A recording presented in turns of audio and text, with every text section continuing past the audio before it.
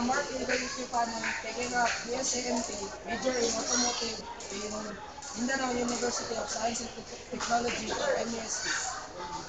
I am here to give you a brief history of the AFI in automotive engines. Up to in 1960, the carburetor is used in most common standard delivery system.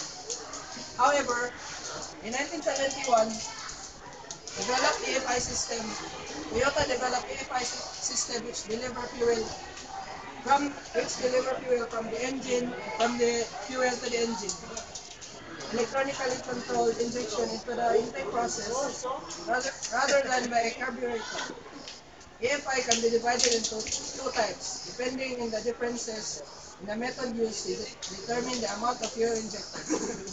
One type is the analog type, which controls injection volume based on the time required for capacitor to recharge and discharge. The second type is a microcomputer. This one, control type, in which a computer uses data stored to determine the injection volume. The analog circuit type was the first type used by Toyota in its AFI system.